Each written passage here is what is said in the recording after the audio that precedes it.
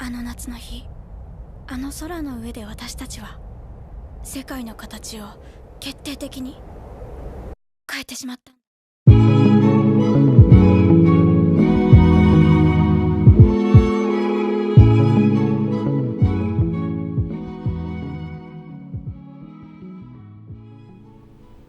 Hey everybody,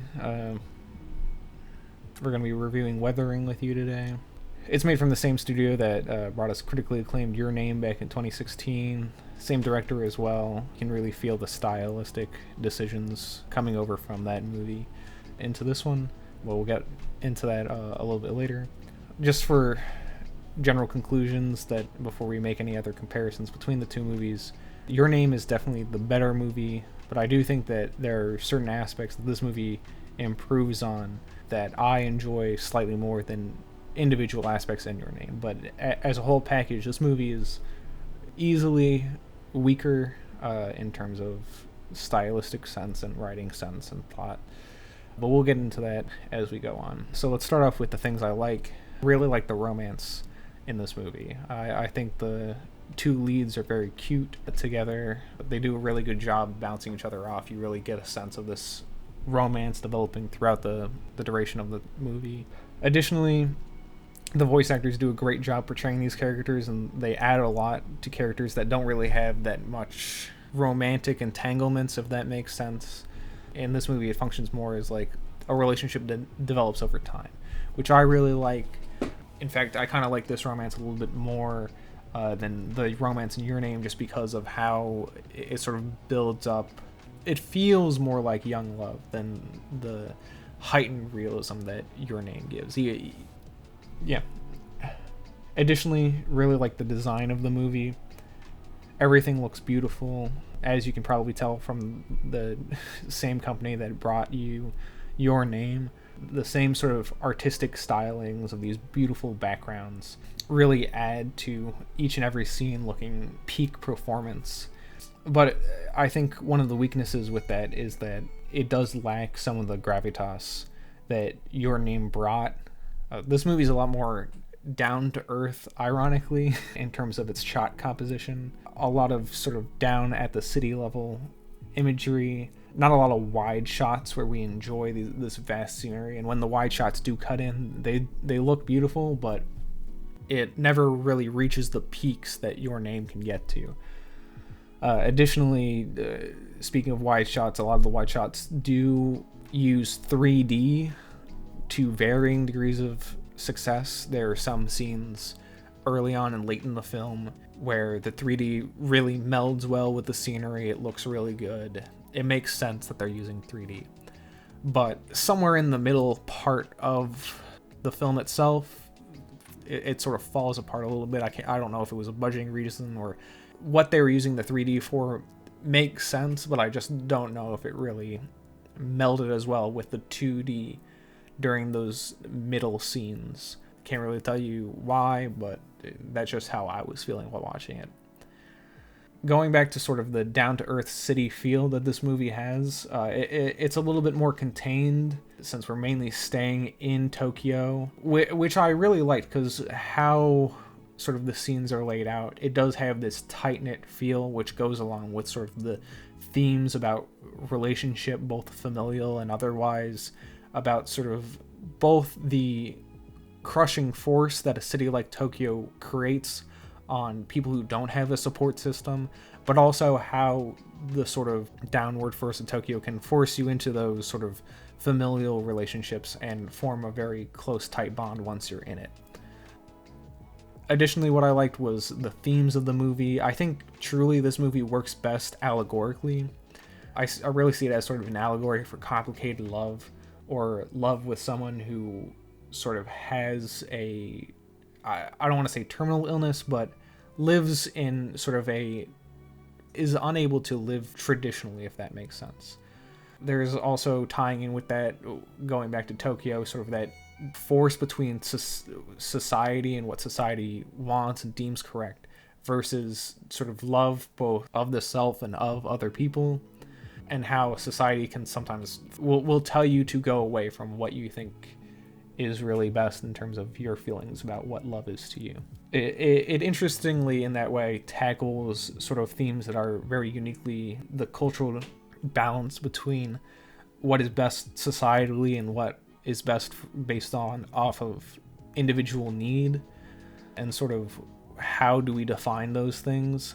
Additionally, along with the commentary on Japanese society, it sort of tackles very centric issues to what I think the director sees as issues within inside Tokyo, such as, you know, societal treatment of outsiders. Once again, tying sort of all those themes back together, where early on in the film you kind of get a very stark reality about how the world, especially the city of Tokyo, is not very inviting or supportive of sort of those who don't fit with inside the constraints that society provides them, to the basic point of making it an almost unlivable situation.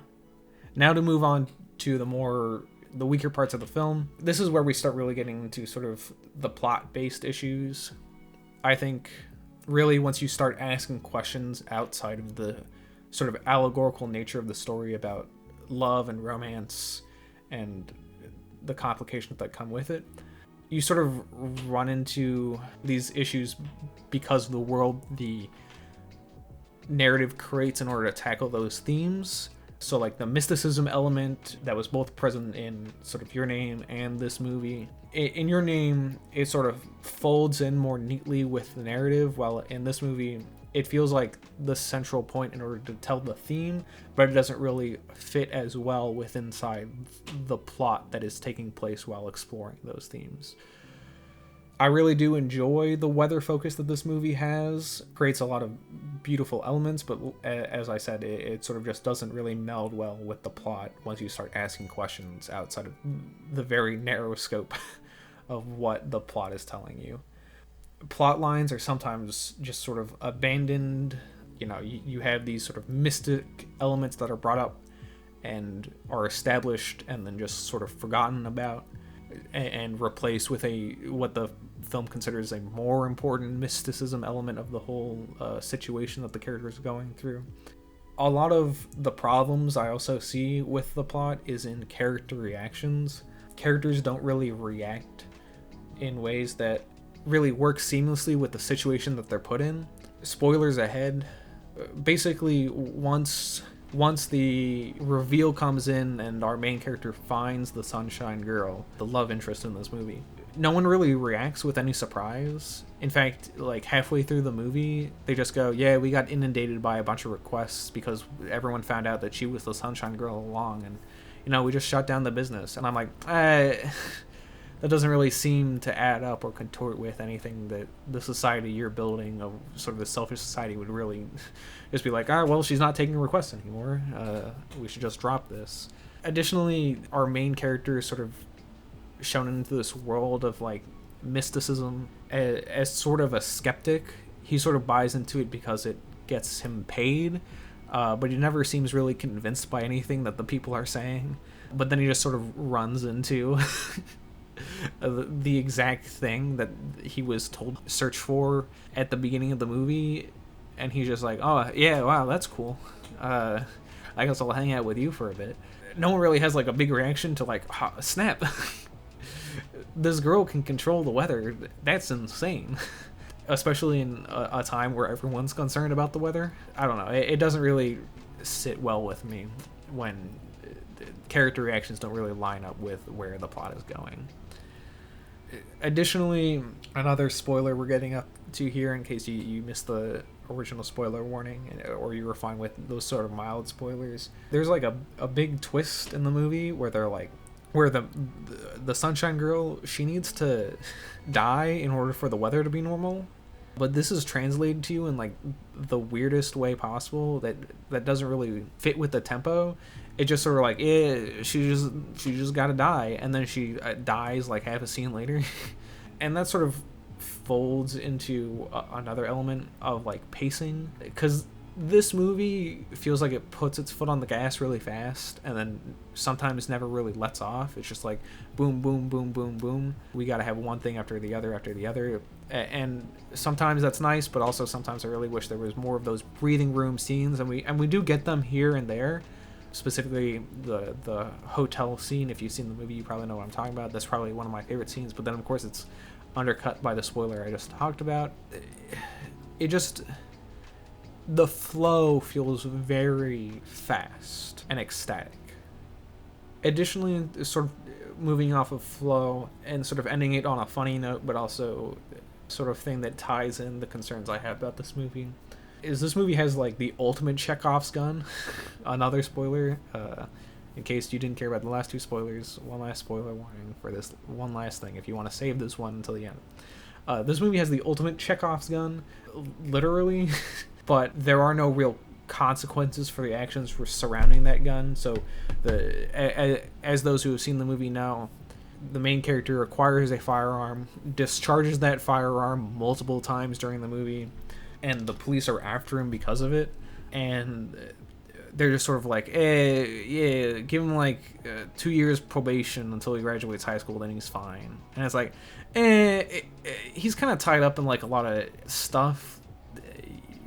You sure there's nothing more? Additionally, in terms of consequences, it really feels like there aren't any concerning the sort of police storyline that's going on in the background. The main character runs out of a police station at one point, and everyone's just like, wait, no, stop, come back. And I guess it kind of fits into the idea of like the ineptness of the Tokyo police and justice system. But it just feels inept to such a comical degree that it's almost unbelievable. Yeah, I think that just ties in with sort of the issues this plot has and why it doesn't really come together as effectively as Your Name does. But still, I think the movie on the whole still really worked well for me. Like I said, I really like the romance at the center of it. And at the end of the day, that's sort of what this movie is about. It's about exploring the themes and complications of young love and dealing with coming of age, and what does that mean, and how can you really come of age when you are sort of either forced to or by choice growing up faster than society deems acceptable. So yeah, I would still recommend it. I think it's a pretty fun movie. I think it's a cute movie, like I've said 1,000 times already. I'm going to give this one 7 cumulonimbus clouds out of 10. And see y'all later.